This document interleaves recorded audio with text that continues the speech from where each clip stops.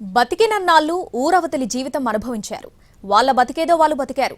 సంచార జీవులుగా ఎవరికీ హాని చేయకుండా అంటరాని వాళ్ళుగా ఉండిపోయారు. అయినా సరే పాపిష్టి లోకం వదల్లేదు. చనిపోతే అంతిమ సంస్కారానికి 6 అడుగుల జాగ ఇవ్వలేదు. ఊరి జనం కాళ్లవేళ్ల పడినా కనికరించలేదు. పూడ్చడానికి జాగలేక 2 రోజులుగా శవంతో జాగారం చేశారా అభాగ్యులు. గుండెల్ని మెలిపెట్టే ఈ సంఘటన కృష్ణా జిల్లా పెడన మండలం నందిగామలో జరిగింది.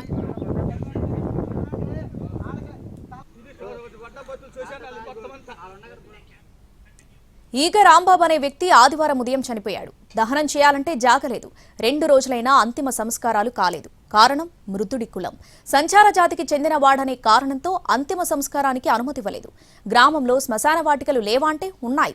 1 కాదు 2 కాదు, ఏకంగా 7 శ్మశాన వాటికలున్నాయి. కానీ ఒక్కరు కూడా శవాన్ని లోపలికి రానియలేదు. కాళ్లవేళ్ల పడ్డారు. ఏ ఒక్క సామాజిక వర్గం కనికరించలేదు. పుట్టెడు దుఃఖంలో ఉన్నాం, 6 అడుగుల జాగివ్వండయ్యా, అంతిమ సంస్కారం చేసుకుంటామంటే ఏ ఒక్క మనిషి కరగలేదు. ఏం చేయాలో తోచక ఆ అభాగ్యులు మృతదేహంతో నిరసన చేపట్టారు.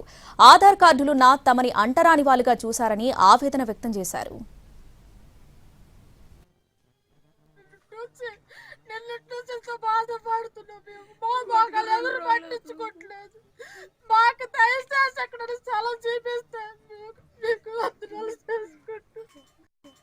నమస్కారం చేసుకుంటూ మాట్లాడుతున్నామయ్యా. మా బతుకులెట్ అయిపోతుంది. వచ్చేయాలో అర్థం కావట్లేదు. ఎవరు పెడతాం వాళ్ళంట అందరూ ఇలాగంటే మా మాగారిని చివరకు విషయాన్ని జిల్లా ట్రైబల్ వెల్ఫేర్ అధికారి దృష్టికి తీసుకెళ్లారు.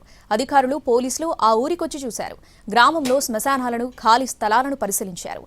ఎవరో ఒకరు పెద్ద మనసు చేసుకోండని అధికారులు కోరితే ఒక్కరు కూడా స్పందించలేదు. బలవంతంగా ఒక సామాజిక వర్గానికి చెందిన శ్మశాన వాటికలో పూడ్చిపెట్టాలని చూస్తే వాళ్ళు ఎదురు తిరిగారు. చేసేది లేక అధికారులు నిస్సహాయంగా మిగిలిపోయారు. చివరకు ఒక రైతు ముందుకొచ్చాడు. తన పొలంలో అంతిమ సంస్కారాలు చేసుకోండని పెద్ద మనసుతో 6 అడుగుల జాగిచ్చాడు. వచ్చేయాలో అర్థం కావట్లేదు. ఎవరు పెడతాం వాళ్ళంట అందరూ ఇలాగ అడ్డాలు పెట్టేస్తే మా మాగారిని ఏం చేసుకోవాలో అర్థం కావట్లేదు.